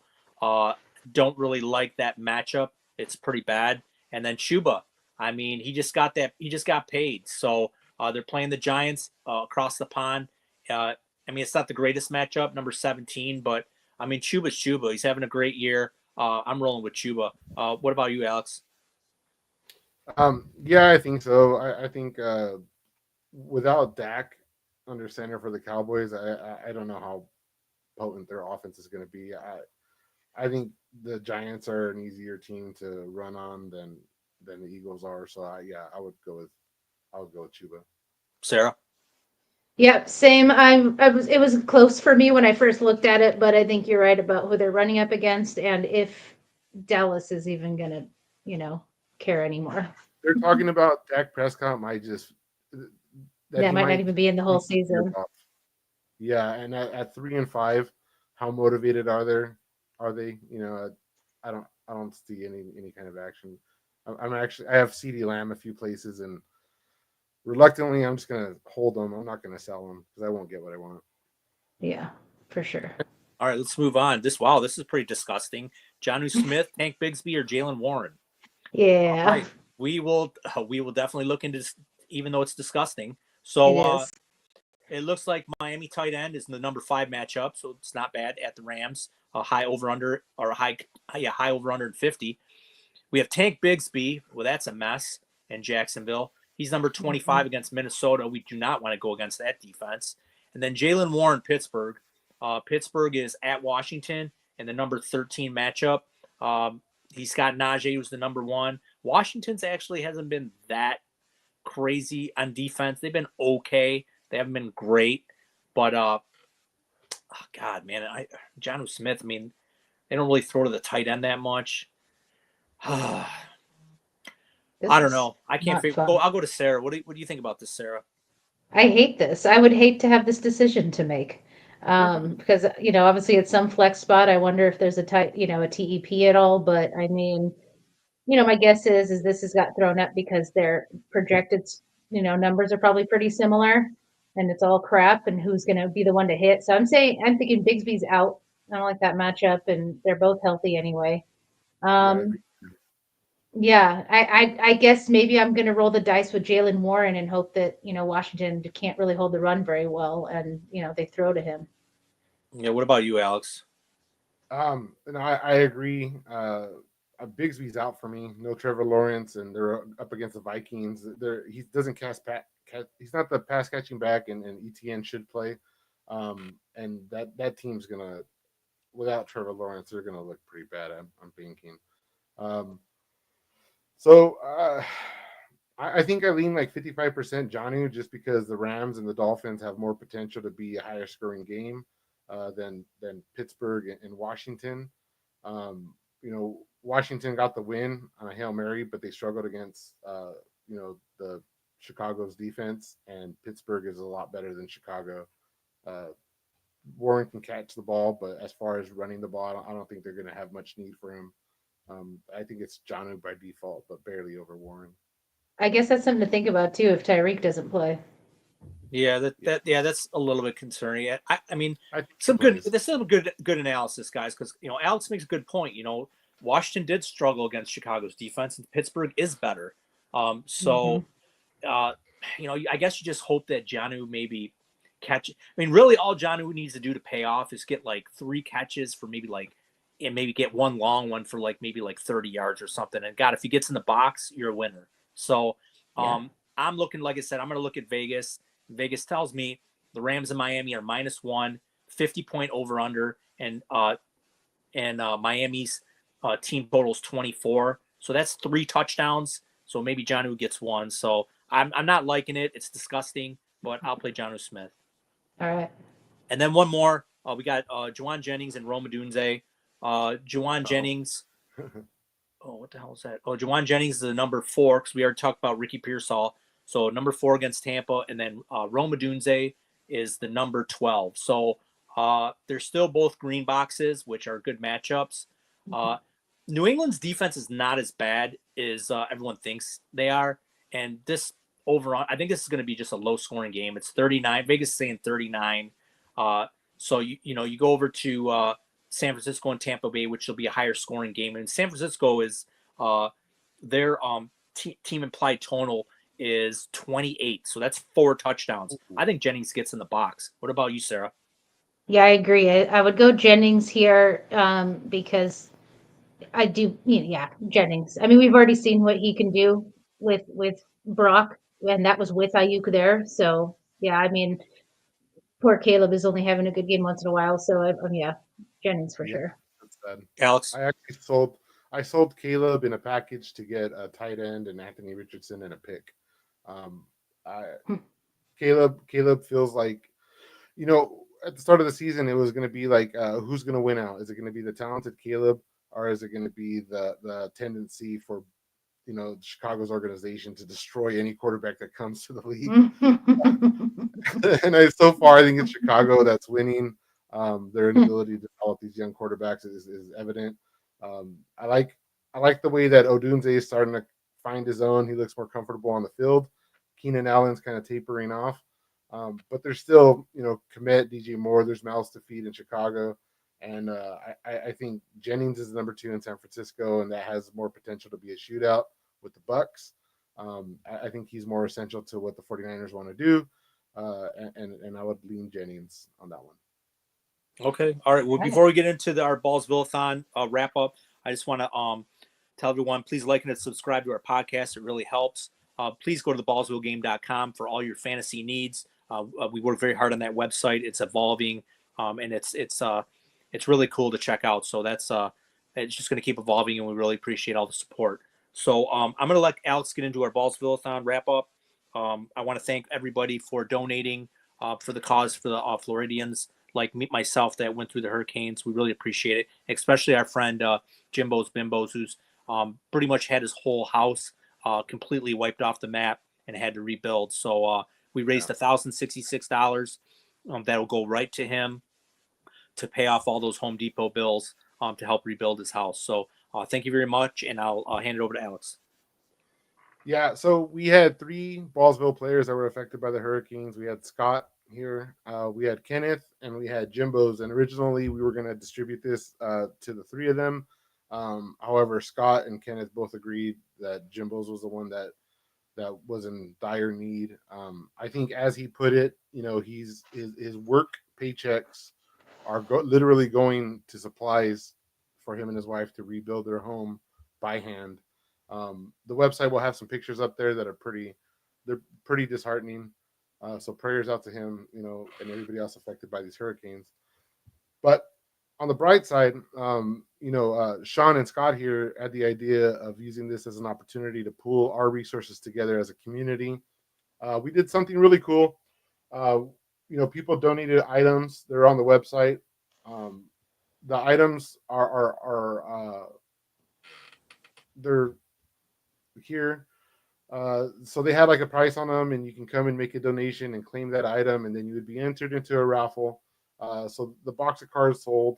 That was one of our big hitters. Those were $30 donations, and multiple people bid on that. Same thing with this Garrett Wilson signed mini helmet. So for now, the item auction part of it, we're concluding that. In the future, we are going to convert this webpage so that we can have an ongoing resource for players who want to buy, sell, trade sports paraphernalia amongst ourselves, without, the interference of eBay and all that stuff and their rake and what they take. But as for the Ballsathon itself, great job to Sean and Scott, for their live broadcasts that lasted, up to 7 hours for the Ballsathon on a Sunday. That was great work. But everything's coming to an end. $1,066 is what we raised so far. So that's going to, because we reached the $1,000 benchmark, we are going to include a $30 free entry for 2025 into our triathlon league. This year we're running a pilot league. It's just some of the Ballsville players. There's no buy-in. We're just running it to see how it's going to go.